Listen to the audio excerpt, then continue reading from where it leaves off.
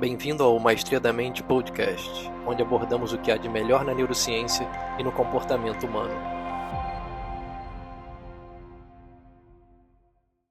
Oi, pessoal, tudo bem? Hoje eu estou aqui com a Débora Luciano. A gente vai falar sobre feminismo, sobre o livro dela, Autópsia do Feminismo. Débora, obrigado aí pela sua participação aqui no podcast. E queria que você se apresentasse, falasse como é que surgiu esse interesse pela escrita do seu livro. Contem para a gente como é que foi a sua trajetória até chegar à sua conquista como autora. Boa tarde, boa noite, bom dia. Muito obrigada pelo convite, Thiago. É um prazer imenso estar aqui. E a minha trajetória no assunto, na grande planície que eu chamo de o feminino, que é muito grande, os homens vão concordar comigo, parece uma planície muito misteriosa, assim, começou a partir do espanto. A maior parte das investigações filosóficas são genuínas, que são de fato boas, assim, boas de serem feitas, que causam aquela vontade, diferente daquela vontade que a gente não tem para escrever o TCC ou a monografia da faculdade. A gente escreve, meu Deus, eu preciso escrever isso só por protocolo. Não, as investigações legais mesmo, elas surgem a partir do espanto. E o meu espanto, ele acontece a partir de dois caminhos. O primeiro deles é pessoal, particular mesmo. Porque eu eu fui criada, como a maior parte das meninas e dos homens também da minha geração, para buscar o sucesso. E esse sucesso, ele se traduzia, via de regra, em uma carreira consolidada, um diploma de uma boa universidade. E isso vai variar, a depender da classe social, a depender do quanto a sua família de fato valoriza isso, mas na cultura, de forma geral, essa expectativa ela se impôs sobre uma geração inteira, né. E eu vivi muito bem essa essa busca, essa narrativa, porque eu de fato fiz uma boa faculdade, eu sou formada em direito pela UFMG. Depois da faculdade, eu busquei uma especialização, eu fiz um mestrado em economia, que era uma área que de fato, era e continua sendo uma área de grande interesse particular. Mas depois que eu me casei, depois que eu tive meu primeiro filho, alguma coisa ficou fora do lugar. É como se a maternidade não se encaixasse nesse plano. Ela não aquilo que a maternidade demanda da mulher, o tempo, o cuidado, o estar vulnerável durante muito tempo, sair do mercado, do famoso mercado de trabalho, ou sair da academia para se dedicar ali ao cuidado de um filho, isso, ah, nunca foi eu nunca tive essa resistência dentro de mim, assim: "Não, eu não quero filho, não quero", mas não era o caso. Mas a Uhum. realidade se impôs, então eu tenho aqui, neste momento da minha vida, a necessidade de tentar me encontrar nestas novas condições, que são condições das quais eu não posso escapar, porque afinal de contas um bebê ele existe no mundo real, ele te demanda no mundo real, ele não te demanda na teoria. O seu orientador do mestrado, ele te demanda pelo e-mail. Se você quiser fechar o e-mail, o computador e fugir para as Maldivas, você pode fazer isso. Agora, um bebê não, o bebê ele te demanda ali. E eu passei um tempo razoável, assim, na primeira infância do meu filho, sem conseguir compreender direito todas essas mudanças e o quão difícil seria sair dessa narrativa do sucesso profissional, do sucesso exterior, para tentar me reencontrar a minha própria jornada e a minha própria narrativa. E, durante esse processo, eu acabei, buscando, assim, alguma forma de tradução desse sentimento, e eu fui surpreendida quando eu descobri que não só esse tipo de assunto não estava sendo, de fato, devidamente discutido, como eu sequer tinha mais a palavra mais fundamental para traduzir tudo isso, que era a palavra mulher. Mãe e mulher, né, essas palavras sequer existem. Então, num discurso que se torna cada vez mais comum e frequente, até a existência da mulher vem sendo negada, sumariamente negada. e substituída por outros tipos de expressões linguísticas e tudo mais. A mulher virou simplesmente uma pessoa com útero, ou uma mãe virou uma pessoa que gesta. Então, até os gatos têm nome próprio e não são chamados de animais que miam, mas eu, que estava aqui num momento delicado da minha existência, tentando me encontrar e buscando na linguagem uma forma de traduzir isso, eu não encontrava nem o ponto inicial. Mulher, mãe, e agora? E foi então que eu comecei a uma investigação propriamente filosófica para tentar, antes de compreender uma solução, entender qual que era o estado da questão. Por quê? O que que nos levou até aqui? Será que tirar um nome com um significado tão profundo da vida de metade da população, será que isso já aconteceu em algum outro lugar da história? Ou será que nós estamos vivendo tempos que são realmente inéditos nesse sentido? Ou será que se é inédito, o que de fato eu acredito que seja, o que nos trouxe até aqui? Quais as filosofias que nos trouxeram até aqui? E conseguindo mapear essas filosofias, então essa é a proposta do autópsia. O autópsia, que do grego é ver por si mesmo. Então, ver por nós mesmos, a minha proposta é um convite a tentar enxergar, assim, pessoalmente mesmo, de uma forma relacional, por que a mulher morreu, o que levou à morte da mulher e quais são os fatores envolvidos nessa morte. E vocês, antes de começar a escrita do livro, você tinha uma visão sobre o que seria o feminismo e depois, com o tempo, com a sua investigação, isso foi mudando ao longo do tempo? Como é que foi essa construção do significado do que é o feminismo para você hoje? Durante a faculdade, eu era uma feminista de direita. Exatamente isso. Não era uma feminista diferente, não, eu era literalmente uma feminista de direita. Como assim feminista? Por quê? Eu tinha 18 anos, eu era uma pessoa apolítica, porque passei o meu ensino médio estudando para o vestibular, não estava preocupado com na nossa época, assim, vamos lá, vamos entregar a minha idade. Na nossa época, o ensino médio ainda não era tão politizado. Eu acho que os meninos agora começam a receber essas coisas ali nos 12 anos. Na minha idade, era só na faculdade mesmo.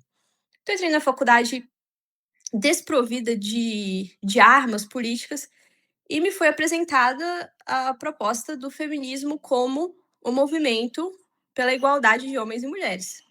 Ora, se este é um movimento nesse sentido, então, obviamente, eu sou feminista. Porque foi assim que eu fui criada pelo meu pai. Não é que eu fui criada assim pelo mundo. Fui criada pelo meu pai. Meu pai criou meninas e meninos. Eu tenho 2 irmãos mais novos. E ele nos deu todas as oportunidades iguais. E aí você podia agarrá-las ou não, mas as oportunidades foram iguais. E então, lógico, eu era feminista. Né? Se ser feminista é isso. Só que eu era de direita. Como assim? Bom, eu tinha respeito, sempre tive respeito a essas tradições masculinas, vamos colocar assim. Eu sempre tive respeito, sempre devi respeito ao meu pai, a instituições masculinas como a polícia militar, porque o meu pai foi militar, ele se aposentou coronel, então isso já era um pequeno escândalo dentro de uma faculdade federal. Eu andava muito com os rapazes da economia, e os rapazes da economia eram liberais, era a escola de Chicago, e tudo mais. Então, eu sempre estive próxima de uma economia mais liberal, assim, estudava junto com eles. E, de forma geral, o que eu tinha de feminista era essa valorização da mulher enquanto mulher equivalente ao homem, como pessoa equivalente ao homem, como tendo a mesma dignidade do homem, mas quanto ao resto, eu era de direita. E daí eu descobri muito rapidamente, isso não durou 6 meses, que ao fazer isso eu estava violando certos dogmas de um movimento que não era só isso, né? Não era só uma defesa dos direitos iguais. Daí eu tive a minha carteirinha de feminista retirada, assim, sumariamente, eu fui oficializada. Porque tem os donos do movimento, né? se for para defender policial, não pode fazer parte do clubinho. Eu fiquei, meu Deus, não é possível. Mas hoje eu entendo, né? Eu realmente estava violando alguns dogmas, como o dogma de uma opressão estrutural invencível, o dogma da mulher como vítima, que faz parte desse movimento também. Então esse foi o meu primeiro contato com o feminismo, mas o que foi excelente, porque durante ainda que breve período, eu tive contato com a literatura feminista de dentro do próprio feminismo, e não fui apresentada por terceiros. Depois que isso aconteceu, bom, sinceramente, eu não pensei muito a respeito disso, fui vivendo a minha vida, até que a nova direita aparece, a nova direita que nós conhecemos, essas movimentações da internet, essas tentativas de oferecer contranarrativas às narrativas de esquerda apareceram, e nessas contranarrativas apareceu o antifeminismo. Eu conhecia, por ouvir falar, né, os discursos antifeministas, só que aquilo me parecia, de certa forma, muito distante. Na verdade, um assunto chato, que eu não queria me delongar muito. Parecia um jogo enfadonho, assim. Eu acho que a maior parte, até dos homens e das próprias mulheres também, não entra muito nisso por achar assim, nossa, que papo chato, que coisa repetitiva, né? Parece sempre os mesmos debates, as mesmas historinhas, muito repetitivo, e daí um dia eu vejo isso, né? Um dia eu lido com isso. E daí eu segui os meus estudos, principalmente os meus estudos diziam respeito à literatura clássica, filosofia, e fui construindo uma base filosófica razoável, não está longe de ser ideal, eu ainda tenho muito para estudar, mas uma base filosófica longe do estudo do feminino. Até que, como eu disse, por uma convergência pessoal e filosófica, eu voltei os olhos novamente para essa área do feminino e pude finalmente fazer uma proposta. Então, era essa a visão que eu tinha. Quando eu comecei a estudar, de fato, eu acabei percebendo que aquilo que eu vi, aquilo que eu vivenciei na minha experiência, na minha breve experiência na faculdade, realmente se traduzia na filosofia feminista. Porque eu fiz uma revisão bibliográfica muito grande, peguei praticamente todo o canon feminista e li de cima a baixo, né? E eu realmente pude constatar, bom, de fato, a prática, a política feminista, ela é uma tradução dessa filosofia. De fato, isso está acontecendo, né? Mas pela política era muito difícil entender o que estava acontecendo. Quando eu virei os olhos para a filosofia, aí sim foi mais fácil entender a natureza desse movimento. Daí foi fácil entender que esse movimento ele busca uma libertação da mulher, mas mais especificamente de um sofrimento feminino que é muito característico, que é um sofrimento marcado no corpo feminino, que retorna sempre à maternidade, que retorna sempre às vulnerabilidades femininas que decorrem disso que é intrínseco a nós, que é a geração, ter bebês e criar os bebês. E que essa resposta ela se deu dentro de um contexto histórico muito específico, que é o contexto histórico da modernidade, que limitava, a modernidade limita muito os instrumentos políticos que podem ser usados. E dentro dessa limitação, este movimento especificamente não conseguiu fornecer uma resposta justa, uma resposta correta para esse sofrimento que eu estava vivenciando, né? Que era um sofrimento que eu vivo e vivia pessoalmente. Então, é isso, eu consegui sair um pouco das narrativas e das contranarrativas e pegar a coisa pelo, pelo pescoço, como a gente diz aqui em Minas. E você, o que eu achei interessante é que você fez uma investigação para ter essa transformação na sua opinião, né? Não foi algo que, você foi, entre aspas, doutrinada a pensar de uma maneira e depois um outro grupo começou a te influenciar e você, né, mudou de opinião por causa disso. Você chegou, realmente a fazer essa investigação e pela sua própria conclusão você chegou, ao ponto que você abordou agora, né?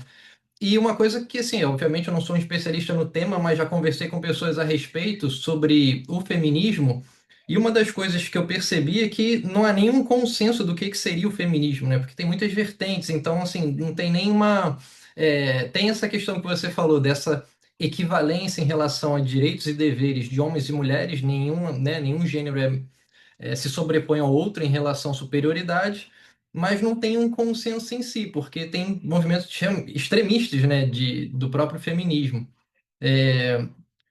Quais seriam, dentro da sua concepção, o que o feminismo pode ter trazido de bom para a mulher nessa questão da luta de direitos e deveres para as próprias mulheres? E o que tem de ruim? Sabe, ultrapassou a linha do razoável? O que foi além e se tornou uma causa mais ideológica do que realmente para promover direito das mulheres? Tá, primeiro, existem múltiplas vertentes feministas e até movimentos que sequer carregam o nome feminismo. Feminismo é uma nomeação quase que tardia, que aparece já no século XX e só vai ser usado de fato, assim, ativamente, principalmente no século XXI. Essas vertentes, elas discordam a respeito da origem da opressão da mulher e como resolver esta opressão. Uma vai dizer que a origem da opressão da mulher é o casamento com o homem. Então, eu corrijo essa opressão dizendo para as mulheres não se casarem. Outras vão dizer que a origem dessa opressão é o próprio corpo feminino. Só do fato da mulher nascer como mulher, ela já começa a ser oprimida pela sociedade por causa das vulnerabilidades do corpo. Logo, a forma de superar essa opressão seria libertando este corpo sexuado de formas diversas. Daí elas vão discordar também a respeito dessas formas que eu poderia libertar esse corpo, tá? Outras vertentes... Pensa, como é que poderia aí libertar um corpo? É uma coisa meio que... não, tem várias formas, por exemplo. Você pode fazer rituais... próximo do religioso, tá? Você pode fazer rituais que são rituais ascéticos. Eu posso ficar sem comer, sem beber, e isso eu vou asceticamente me tirando do meu corpo. Eu posso fazer esbanjar sexualmente este corpo. Daí eu tenho ali a exploração de vários tipos de hedonismo para aí sim transcender. Olha, tem a sua formação mais... Não foram os feministas que inventaram isso, inclusive. Isso é muito mais antigo do que essa. Tem gente por aí fazendo isso sem esse nome e não tá sabendo também.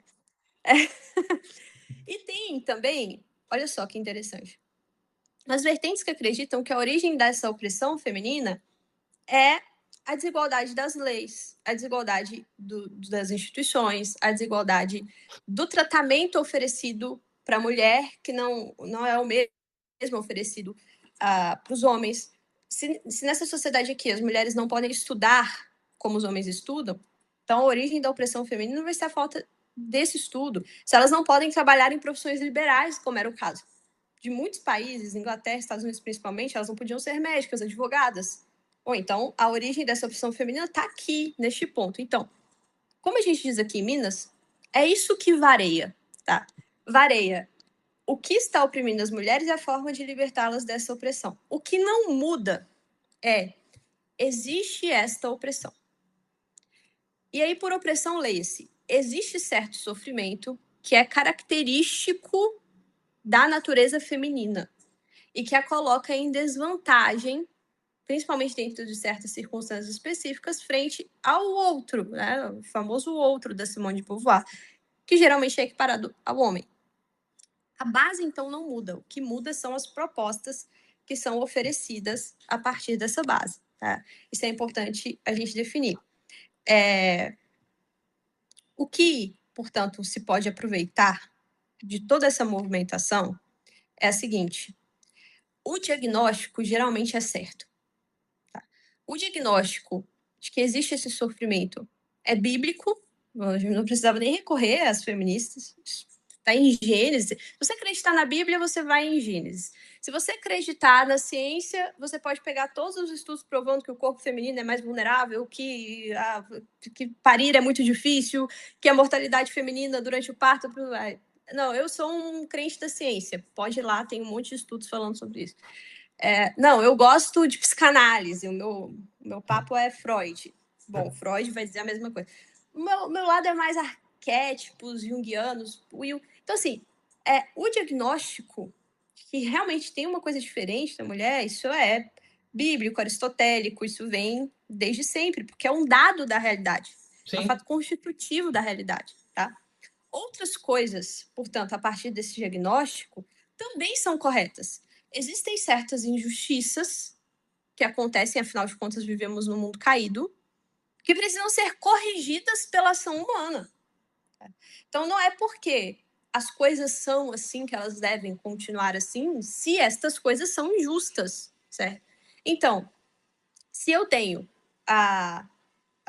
uma parcela da população, que é metade da população, que não tem acesso à linguagem dos direitos civis básica, vocês recém-inventaram essa linguagem aí e não colocaram metade da população nela. Lógico que isso é justo. Eu tenho um novo paradigma, eu deixei metade da população fora dele. Meu amigo, isso não vai rodar, nem se você quiser, nem se você tentar. Tá? Isso é justo. É justo eu jogar luz a esse sofrimento decorrente da maternidade e dizer: amigos, vocês estão fazendo uma civilização que ela é avessa a crianças. Vocês estão fazendo uma civilização que ela é tão focada no progresso, na performance, no desenvolvimento, no dinheiro, nas startups, nas stakeholders e tudo mais. Vocês esqueceram que para tudo isso rodar precisa ter um negócio chamado criança. E quem faz criança são as mulheres.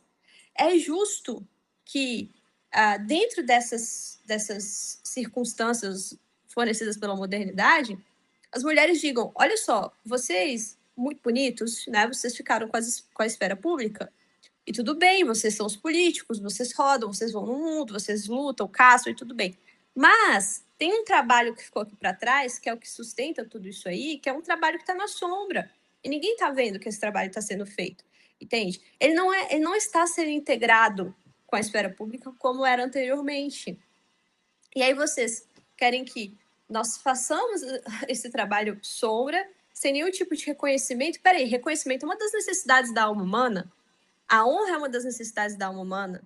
E daí vocês podem até dizer: não, porque o lar é o lugar mais importante. Nem vocês acreditam nisso. É só um discurso bonitinho, porque vocês sabem que as glórias mundanas, elas são importantes, elas alimentam alguma coisa aqui na alma e tudo mais. Então, o diagnóstico e certas denúncias e algumas propostas para resolver essas injustiças são perfeitamente válidas, entende? Onde que começa o problema? O problema começa quando o olhar do movimento político ele se limita ao que é material. Então, ele acha que resolvendo essas questões de educação, eu vou poder resolver todos os problemas da alma feminina. Isso não é verdade. Os problemas continuarão acontecendo porque, em última análise, eles são espirituais. Eu posso corrigir materialmente muitas coisas, mas a alma continua tendo as suas necessidades, elas não são necessidades materiais. E da incapacidade de corrigir materialmente uma coisa que é do espírito, o que esses movimentos começam a fazer, aí que entra a radicalização. A radicalização é exatamente aí. Não consigo resolver sim, eu tento de novo, eu não consigo, eu tento de novo. Eu acabo descobrindo que a origem do problema está na própria condição humana. E daí eu tento superar essa condição humana pela técnica. Começo a pedir úteros artificiais. Começo a pedir a legalização do aborto, porque aí se eu me livrar da maternidade, eu posso me livrar desse sofrimento. E eu começo, de fato, a pedir coisas que vão além da correção das injustiças. Eu começo a querer a abolição da própria mulher, que foi literalmente o que aconteceu, né, no final do século passado. Isso é interessante. No início, né, da nossa conversa, você falou que você se identificava, não sei se você se identificava, né, mas você depois chegou a essa conclusão que você era uma feminista de direita. Sendo que, no meu ponto de vista, quando eu penso no feminismo, eu penso majoritariamente como o movimento da esquerda, né, do movimento muito mais progressista.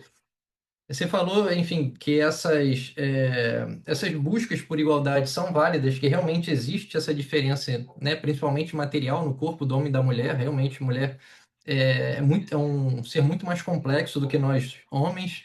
Vide aí os ciclos menstruais, que tem toda essa alteração hormonal. Enfim, é uma condição realmente a ser analisada com mais profundidade, acredito eu. Mas eu acho que. E aí você fala também em relação a como esses movimentos enxergam uma solução para isso, né? E aí você também foca muito nessa questão da materialidade, resolver o problema nessa condição material. Por exemplo, eu já escutei de uma pessoa que se identifica como feminista que ela falou que a falha de caráter dela era gostar de homem hétero. Então, você, você viu. E aí eu fico, cara, como é que alguém, sabe, consegue, assim, o movimento consegue moldar a pessoa a pensar que um homem hétero é o problema da mulher, entendeu? Como é que você analisa enfim, essa resposta que a pessoa me deu, que a falha de caráter dela seria gostar de homens héteros? Sim, sim. Vamos lá. Essa surpresa, assim, peraí, feminismo de direita, mas você fala dos problemas femininos, mas você diz que não é feminista. Como assim? Bom, isso é uma questão que é primariamente de definição, tá? Então, como eu defino o feminismo vai definir os rumos da nossa conversa, entende? E como é uma palavra de difícil definição, porque, como eu disse, ela é tardia, muitos movimentos não vão ter esse nome e tudo, mas a gente começa a correr atrás do rabo, quando no final das contas nós precisaríamos sentar aqui e fazer uma definição, né? Que foi o que eu fiz no meu livro. O meu livro é uma proposta de definição. E no meu livro, eu o defino como um movimento de esquerda, entre muitas aspas. Como assim de esquerda? Um movimento que está insuflado pelo espírito revolucionário, desde o início, tá? Que é um espírito revolucionário muito característico da modernidade. Então, por isso que eu não saio por aí dizendo que eu sou feminista, porque eu acho que essa palavra tem um significado, ela carrega certo significado, mas você vai encontrar, caso escute com atenção, alguns movimentos chamados de novo feminismo católico, que foi proposto por São João Paulo II. Só que depois que você me ouviu falar isso, você vai pensar, cara, isso aqui é uma coisa diferente disso. Tá? É uma coisa que reconhece esse sofrimento feminino, mas não está dando uma resposta revolucionária para ele. Está dando uma resposta justa e correta, né? Então, é basicamente uma questão de definição. Agora, como assim, né? O meu problema é gostar de homem hétero. Eu tenho um ensaio no qual eu exploro essa ideia de uma forma um pouco mais aprofundada, que é mais ou menos a seguinte. Como a ferida da mulher está no próprio corpo, em contraposição à ferida do homem, a ferida de vocês está no mundo. Vocês foram condenados a laborar a terra. Nós fomos condenados a laborar no parto. Então, todas as questões externas, todas as questões internas de vocês são, na verdade, questões externas.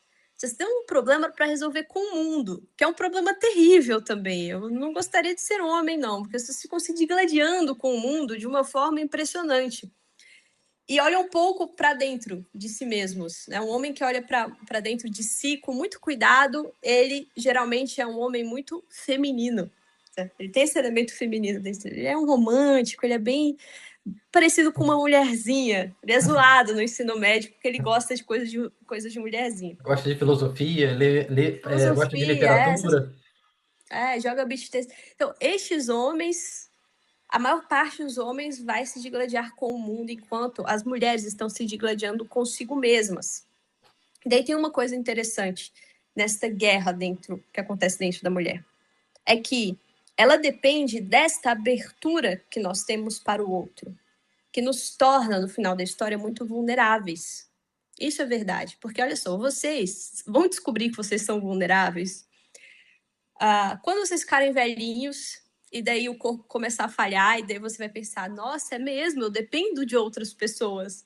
Não é só ir lá no mundo e matar 20 leões, eu tenho que ir em casa ter alguma coisa. Ou quando, por algum infortúnio, vocês ficam doentes mais cedo, né? Um homem que é acometido por alguma doença, Mas, de forma geral, essa vulnerabilidade para vocês, ela vai demorar para chegar, essa lembrança da morte. E ela vai chegar de uma fonte externa, que te lembra, olha, você não é imortal, não tem peito de aço. Vai chegar, chega para todos, mas para vocês, esta pequena vantagem, né? Para a mulher, não. Para a mulher, isso desde pequena, assim, desde a adolescência, você é lembrada constantemente dessa vulnerabilidade. E daí, se eu tenho, olha só que interessante, essa menina, essa mulher que já está vulnerável, que ela geralmente vem de famílias que já não são famílias muito bacanas, elas já não têm um lugar no qual elas podem estar seguras, caso alguma coisa aconteça, tá? Não tem uma referência, às vezes, nem materna, quiçá paterna, uma referência estável ali, um lugar que eu posso descansar todas essas questões. Então, qual que é a tendência de uma pessoa que já é vulnerável e que ainda está num ambiente que não é muito bacana? É se fechar completamente, dizer, isto aqui eu não quero. Né? Tudo que me torne ainda mais vulnerável do que eu sou é algo que eu não quero. E para a mulher, quais são as duas coisas que tornam as mulheres mais vulneráveis? A maternidade, que depende de homens, e os próprios homens, entende? Então, lógico que eu estar próximo de um homem é eu me fazer vulnerável. Lógico, estar próximo de seres humanos é se fazer vulnerável. Só que para a mulher isso é mais crítico, porque não pode ser ignorado, né? Então eu tenho essas feridas, eu tenho esse vazio, essa dificuldade de crescer mesmo, que essa é uma dificuldade de crescer, de aceitar essa condição de mortalidade. Isso é capturado pelo discurso cultural, pelo discurso feminista. Isso é popularizado através desses jargõezinhos, assim. Né? Eu odeio homens. Homens, quando homens falam e tudo mais.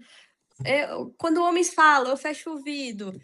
Sou feminista, mas gosto de homens, infelizmente. Entende? Tudo é esse reflexo dessa vontade de se fechar. Só que ninguém consegue se fechar. Isso não existe um ser humano que consegue se fechar por completo, né? E daí eu brinco que quando a mulher diz isso, ela inconscientemente ela está reforçando Gênesis de novo. Porque lá em Gênesis, depois da queda, Deus diz: você sofrerá com as dores do parto e o seu desejo será para o homem. Então, na hierarquia ali, o homem ainda está ali. Enquanto vocês, homens, quando vocês se revoltam, ou vocês se revoltam contra o mundo, ou vocês se revoltam contra Deus diretamente. Infelizmente, esse Deus que está aí é terrível, mas é o que tem, né? Vamos seguir com ele. Tirando os homens bem femininos que vão se revoltar contra as mulheres, que é o caso dos masculinistas, né? Mas aí é outra história. Então, Eles são exceção. E você não acha que, por exemplo, que esse feminismo mais radical, assim, que vê o homem como sendo sempre um adversário, não só um adversário, mas um inimigo mesmo, e aí talvez não seja um mesmo lado da moeda dos red pills hoje, que todas as mulheres não prestam, todas as mulheres isso, todas as mulheres... E aí fica uma guerra que para mim não tem o menor sentido, né? São dois gêneros que se complementam, que deveriam cooperar um com o outro para, né, para viver da melhor maneira possível, e fica um movimento falando que todo homem é ruim e o outro falando que toda mulher não presta. Para mim não faz o menor sentido. Eu poderia dizer que sim, que são lados da mesma moeda, mas eu estaria mentindo. Para títulos, para um argumento retórico é mais fácil falar, né? Não, eles são todos iguais, isso, eles ficam se estapeando, seria mais fácil de explicar, mas são movimentos que têm naturezas distintas. Tanto é que, se a gente considerar que o feminismo é um movimento político que surge ali no século XVII, na Inglaterra, nos Estados Unidos, e se arrasta ali ao longo de 3 séculos, esse movimento masculinista, ele é atemporal. Isso é interessantíssimo de se investigar, porque é o seguinte, estes movimentos, o que eles estão denunciando no final da história é uma coisa chamada maldade feminina.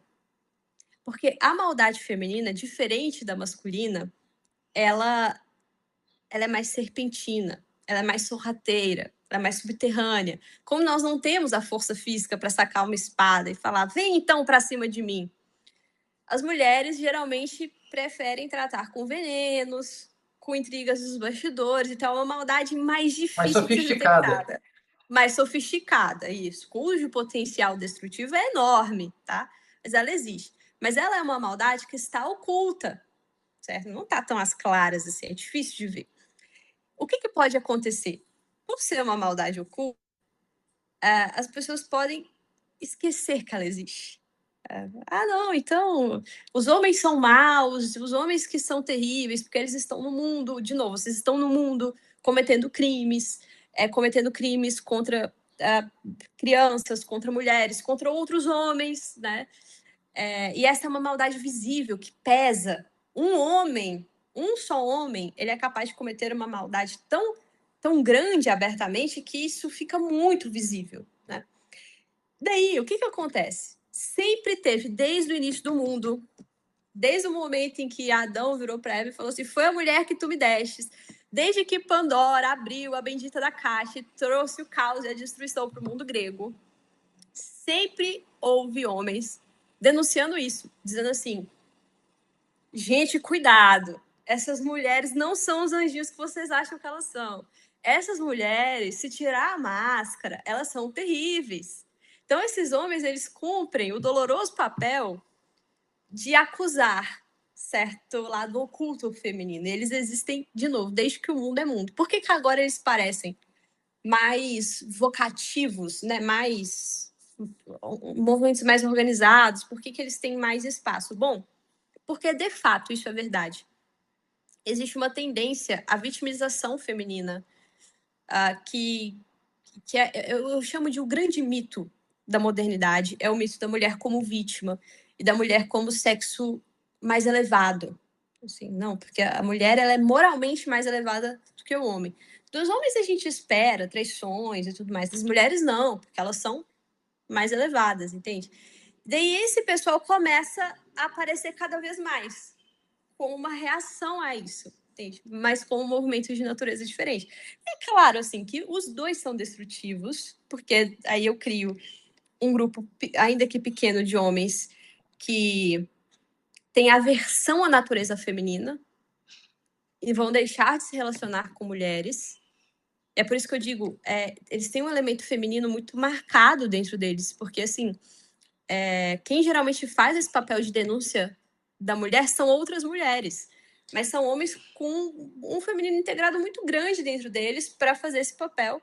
E daqui eu tenho um número muito maior do que dos movimentos masculinistas, que não está conseguindo resolver este problema aqui, que é da constituição da própria existência, e está preferindo se fechar, se agarrar a esses sloganzinhos engraçadinhos, e no final das contas só retroalimentar o negócio, vai ficando cada vez pior, sabe? Então, quando eu quis fazer essa analogia, né, em relação a esses grupos, não foi nem na questão da origem, mas na questão de que um vê o outro gênero como um inimigo. E eu acho isso absurdo, tipo, né? Essas ultrafeministas, o homem não presta, minha falha de caráter é gostar de homem hétero, e o outro cara não, toda mulher não presta, toda mulher é interesseira. Então, assim, essa visão como se fosse um inimigo do outro é que faz com que, para mim, não tenha o menor sentido, né? Porque Eu digo a gente tem. essa brincadeirinha assim, nem todo homem, mas sempre Mas homem. todo homem. Mas todo homem. Ela é uma brincadeira muito até saudável para meninas, tá? Meninas que precisam de alguma forma se proteger de uma investida masculina, então elas precisam, assim, ainda que instintivamente, fazer escolhas melhores e tudo mais, e daí tem essa brincadeira, essa forma de defesa ali enquanto adolescentes, tá? Meninas enquanto são meninas, os meninos realmente são mais bobos mesmo nessa idade, como eu disse, a tomada de consciência é diferente. Então, meninos são bobos, blá, não quero saber de meninos. Sabe aquele filme, Os Batatinhas, eu acho? Que os meninos estão lá fazendo as coisas deles no mundo, tocando terror, e elas estão assim, né, meninos? É basicamente isso, é coisa de criança, de menino. O problema é quando esse tipo de comportamento se adentra na fase adulta. E não só na fase adulta, a gente vai encontrar mulheres de recém 40 anos se comportando como meninas nesse ponto. Aí isso sim é um problema, porque aí eu começo a criar um fantasma que vai ser difícil de ser resolvido. E o prejuízo não é para o homem, é para a própria mulher. Vide que muitas mulheres, como você falou, não se casam porque veem um homem como opressor, então se envolver com um homem traria um malefício para ela, ou optam por não serem mães e depois se arrependem por ter já passado o período fértil, não conseguir mais engravidar. Então, isso realmente acontece, né, nos dias de hoje. Não dá para dizer que com todas as mulheres que optem por não casar ou optem por não ter filhos, mas que acontece sem dúvida. E eu queria saber se você, na sua pesquisa, você tem algum panorama para um futuro próximo do que você espera dessa relação do feminismo, de como será, de repente, desse futuro próximo a relação entre homens e mulheres. O que você chega de, não de conclusão, porque você não tem como prever o futuro, né? Mas assim, como você suspeita que isso pode acontecer? Bom, eu realmente não tenho uma previsão macro, para dizer assim, uma grande tendência mundial ou uma tendência dos países. Bom, a tendência que é possível mapear hoje é uma tendência de uma queda nas taxas de natalidade que deve permanecer aguda durante algumas décadas. Por quê? Nenhum país parece ter entendido a origem dessa crise de natalidade. Nenhum país parece ter entendido de fato por que as mulheres não querem ter mais filhos. E continuam insistindo em dar dinheiro, em fazer políticas que não conversam de fato com a dor que está levando ao fechamento das mulheres à vida. Tá? E essas políticas todas deixam de perceber tudo isso que a gente conversou aqui ao longo desse episódio, que é uma questão mais espiritual e menos material. Tá? Então, é provável que essas taxas de natalidade continuem em queda. Se isso é uma coisa ruim, bom, eu também não posso dizer, porque, assim, é um evento que não aconteceu, essa quantidade de gente no mundo, e essa queda tão abrupta de natalidade, talvez isso seja comparado só ao fim do Império Romano, e mesmo assim em uma proporção, em uma escala muito menor em quantidade de pessoas. Né? Agora, a relação de homens e mulheres tende a ficar cada vez mais difícil na medida em que homens e mulheres vão se isolando nos seus respectivos universos. Então, conversar ali com adolescentes e adolescentes dizerem que odeiam meninas e meninos e vice-versa, isso não é um problema, tá? Então, tem muita gente que chega e fala, porque tem aquela entrevista que eu vi com adolescentes e aí os meninos estão falando que odeiam as meninas e as meninas não querem chegar perto dos meninos. Bom, a gente descobriu a roda. Sempre foi assim e vai continuar sendo assim na adolescência durante muito tempo. Agora, se esse mesmo padrão, se essas mesmas entrevistas estão sendo feitas com mulheres adultas e homens adultos, bom, aí sim, nós temos uma dificuldade que é real e que é prejudicial para cada alma dessas que está envolvida nisso, tá? A única forma de melhorar o cenário, de melhorar o plano, é uma forma relacional. Ou seja, enquanto eu me relaciono com outras mulheres, enquanto eu me relaciono com a minha filha, com meu filho, com outras pessoas ao meu redor, se eu tenho consciência desses problemas aqui, sobre o qual nós estamos conversando, eu vou poder ajudar as pessoas a não se fecharem. Então, se eu sei que é uma parte difícil para a mulher a maternidade, e eu vou me dispor a ajudá-la, eu como homem, que eu vejo a dificuldade que é isso e que essa é uma dificuldade real. Então, eu vou ajudar mais ativamente a minha esposa. Você já está fazendo uma revolução. Não precisa de muita coisa, não precisa de um presidente X ganhar. E a mesma coisa, se eu tenho uma pessoa próxima a mim, e assim sucessivamente, só relacional, para conseguir, num médio prazo, curar um pouco essas relações que estão tão feridas. Né? E Queria aproveitar também outra sua área de expertise, né, que é o direito, e eu vejo que também muitos homens deixam. Tem muitos colegas que, principalmente no trabalho, que falam sobre isso, que: "Cara, eu não vou me envolver com qualquer pessoa, porque hoje em dia eu posso ser acusado de qualquer outra coisa, né, com a própria lei da misoginia agora, né, que pode ser aprovada, não sei nem se já foi, como é que está essa tramitação no Congresso, de, assim, o que que seria misoginia, como poderia isso ser enquadrado, como isso poderia me afetar, essa questão também de, pensão socioafetiva, às vezes o cara encontrou a mulher uma, 2 vezes, nem viu a criança e ela pode entrar com uma ação para ele ficar pagando pensão. Então, juridicamente, eu vejo que realmente está ficando cada vez mais complicado para o homem se envolver com a mulher, porque ele vê que ele pode perder em diversos aspectos. Você acha que também nessa questão de direito, especificamente aqui no Brasil, isso também tem contribuído para ter uma relação mais, sei lá, com o homem principalmente ficar com mais pé atrás em relação à mulher do que pode acontecer como consequência de um relacionamento? Eu tenho muito cuidado quando eu vou falar sobre isso, pelo seguinte motivo: eu acho que isso é bom, tá? Porque se o nosso objetivo é criar relacionamentos duradouros, pensar em famílias nas quais um homem e uma mulher estão se apoiando mutuamente para poder criar bebês em situações tão adversas, quanto menos relacionamentos efêmeros, tanto homens quanto mulheres tiverem, melhor, tá? Então, é um ponto colateral, assim, né? Não é exatamente o que eu estava querendo, mas às vezes era o que eu estava precisando, certo? E de forma geral, se a gente pensar a forma que a justiça conduz as questões de família, é uma forma terrível, não só para homens, como também para as mulheres. Então, assim, hoje a nossa realidade é de lares quebrados e de relacionamentos quebrados. Então, da mesma forma que os seus amigos estão tendo medo de se relacionar com mulheres por causa das falsas acusações que elas existem, eu tenho eu trabalhei, por exemplo, no DAJ da minha faculdade. 99% dos casos eram de pensão, na qual a gente não conseguia sequer achar os homens envolvidos, a gente não conseguia sequer citar os homens envolvidos, certo? Então, de um lado, eu tenho uma punição dos homens bons, que agora devem começar a pensar em termos de relacionamentos mais estáveis e duradouros e de longo prazo, e uma punição e como se diz?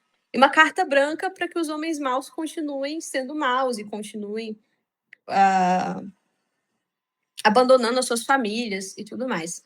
Então, assim, para os homens e para os meninos que estão com essa dificuldade de pensar assim, cara, como é que eu vou me relacionar nesse mundo? Bom, você tem razão, e isso é uma coisa que você tem que ter em mente, tá? E daí você tem que começar a pensar, se não for algo a longo prazo, então é melhor não ser. É melhor eu nem tentar mesmo, porque as consequências realmente podem ser terríveis, né? E é lógico que isso nós deveríamos falar para as nossas meninas também, né? Mas durante muito tempo é uma coisa que foi só falado para as meninas, depois o negócio degringolou e agora os homens estão começando a pensar, nossa, realmente, a gente vai ter que começar a rever, ainda que por forças externas, esse tipo de relacionamentos mais transitórios que a gente geralmente tem.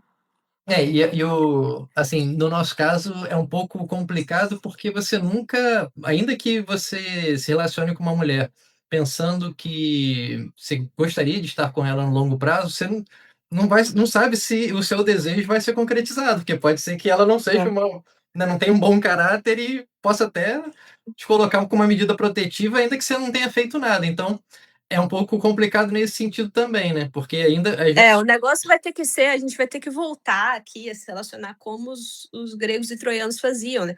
Nós vamos ter que voltar a nos relacionar assim. É da família de quem? É filha de quem?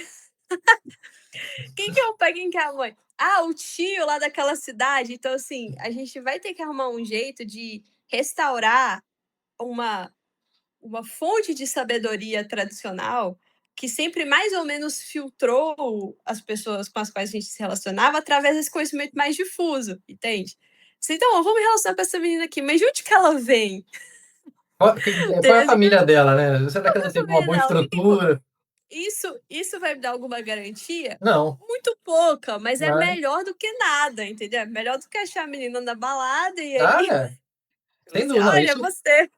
não, isso sem dúvida, né, você, quanto mais, tiver conhecimento, isso também é legal, porque eu acho que você abordou um tópico que é interessante, assim, vai fazer com que as intenções do relacionamento sejam talvez mais transparentes. Então, sim, se a mulher está percebendo que o cara não quer nada e ela quer um relacionamento de longo prazo e vice-versa. Então, eu acho que tendo esses combinados, esses acordos, tende a fazer com que esse relacionamento seja mais duradouro. Mas ainda assim, não evita que um cara mal intencionado ou uma mulher mal intencionada possa causar o mal na vida, né, do outro. Então, É. interessante E esse eu digo mais, mesmo, olha só, mesmo em relacionamentos que são formados em temperaturas normais, em condições ideais de pressão, esses relacionamentos ainda terão os problemas que todos os relacionamentos têm, entende? sim, Então sim. vão se somando os combos dos desastres, assim. Você pode evitar alguns, mas você jamais vai conseguir evitar todos. Sim, né, então, e a preocupação, né, eu já tenho minha namorada há mais de 1 ano, mora comigo, então, assim, eu não tenho nenhum problema com mulher, nunca tive, assim, nunca, fui masculinista, pelo contrário, eu sempre, assim, fui feminista no sentido que mulher pra mim é igual homem, assim, não tem eu acho até esquisito, assim, você, colocar a mulher como mais vulnerável em certas áreas que não tem o menor sentido, como intelectualmente, fisicamente com certeza, mas intelectualmente a mulher ser inferior ao homem, sempre achei isso uma estupidez. Mas eu entendo também o lado deles, né? Tipo, a mulher, por vingança, inventar uma mentira e o cara não pode nem chegar perto do próprio filho depois. Então, essa questão jurídica do Brasil, infelizmente, tem, enfim, ficado muito subjetivo o que que não é misoginia, quem vai decidir isso. Então, acho que faz com que os homens também pensem mais até em ter um relacionamento longo mesmo. E aí, outro ponto também que eu queria abordar, antes da gente terminar, que você falou dessa questão da religião em si, você abordou Gênesis, né, Adão, Eva, mas há alguma, por exemplo, uma possibilidade de uma pessoa que não é religiosa, ateu, até agnóstica, ter um bom relacionamento e entender as circunstâncias de diferenças e similaridades de gênero, né, para ter um convívio harmônico? Fora da religião, ou para você a religião seria realmente aquilo que faria com que o relacionamento pudesse ter normas ou pelo menos diretrizes para fazer com que, fosse o melhor relacionamento possível? Tá, olha só. Claramente é possível, porque todos nós temos uma coisa chamada razão natural. Então, nós conhecemos naturalmente, é uma coisa escrita em nossos corações, as noções daquilo que é certo e daquilo que é errado. E isso vai se aplicar dentro de um relacionamento, independente de qual vínculo que você tenha. Se é um namoro, se é um contrato, se é um contrato de parceria, ou se é um casamento que foi feito aqui em banda, então não importa, tá? Existe isso chamado de lei natural e de razão natural. Mas especificamente quanto ao casamento, qual é o problema de se casar? Dentro do modelo em que nós conhecemos como casamento, sem que este casamento seja um sacramento. É porque este modelo de casamento, ele é antinatural. Como assim antinatural? Ele exige do homem e ele exige da mulher um sacrifício da sua própria.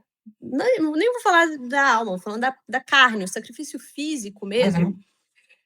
que é um sacrifício que você não pode esperar de pessoas comuns. Tá?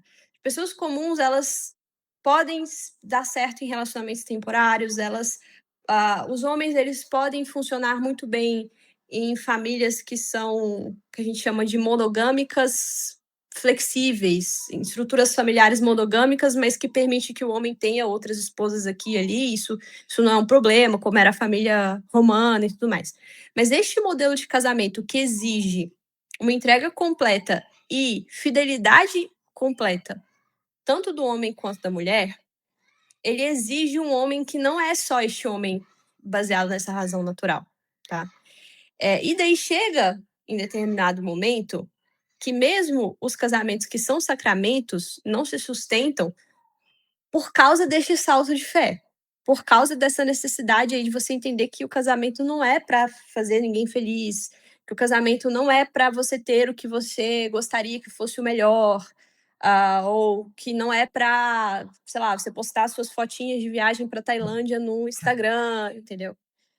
Isso é verdade. Então chega esse ponto aqui que você toma essa consciência, daí você vai precisar lembrar disso que é o sacramento e que não pode ser atingido através de contratos, nem o que quer que o valha, tá? Olha só, tem gente que vive em relacionamentos seculares que tomam essa consciência, ainda que não estejam em sacramentos, que percebem isso e pensam, poxa, aqui tem alguma coisa de diferente, se eu não viver de forma mais ou menos sagrada, isso aqui não vai funcionar. Mas de novo, é sorte, é um caso raro, assim, você vai contar com a sorte para conseguir fazer isso, tá? Então não é uma, como assim, não é uma apologética aqui, sabe? Dizendo assim, não, porque somente dentro dos casamentos cristãos, não é isso. Mas é assim, É uma cara, visão de mundo que ajuda nesse sentido, né, porque faz com claro, que você eu tenho um artigo que se chama É natural para o homem a traição. Nesse artigo eu tô avaliando um discurso de uma influenciadora que estava falando assim: homem trai mesmo, então se você trocar esse aí por outro, ele vai te trair de novo e tudo mais". Então eu digo: "Gente, por que então que você está em um relacionamento que é poligâmico, né, porque se eu tô aqui, eu tô aceitando um monte de traições, isso não é um casamento é, nos moldes tradicionais. não tem E sentido você para mim isso. não tem sentido. Por que você está tentando enfiar num modelo de casamento tradicional um relacionamento que é poligâmico? Por que isso acontece? Daí eu vou destrinchar, o que é este casamento que nós esperamos, o porquê que ele só funciona enquanto sagrado. Porque ele exige do homem e da mulher, mas ali nesse ensaio eu estou só explorando os homens especificamente, mas a gente poderia falar das mulheres. Exige uma renúncia que é sobrenatural, não tem como escapar disso. Legal, esse é um ponto de vista que, você traz, né, que realmente no meu ponto de vista da neurociência, molda a religião molda muito a nossa identidade. Então, se a pessoa realmente casa com as visões, né, como se o matrimônio é algo sagrado e que ele deve respeitar aquilo, obviamente vai ter muito mais chance dessa pessoa ter um relacionamento e, né, saudável do que uma pessoa que simplesmente casou porque, como você falou, gosto dessa pessoa, quero curtir, aproveitar com ela, mas não está pronto para quando vier os momentos ruins, de dificuldade que todo casal vai passar. Então, para mim, faz sentido até do ponto de vista psicológico e também da neurociência, essa questão da religião mudando o comportamento para ajudar nesse caso. Bom, Débora, pô, muito obrigado aí pela sua participação aqui no episódio. Daria para a gente ficar conversando aqui muito tempo, porque, né, tem muito assunto interessante. E eu tenho certeza que todo mundo que escutou a gente nessa 1 hora de entrevista vai, pelo menos, refletir em relação a tudo que foi abordado aqui. E espero conversar com você novamente no futuro. Eu que agradeço, um abraço. Foi um Obrigado, prazer. Débora. Até a próxima.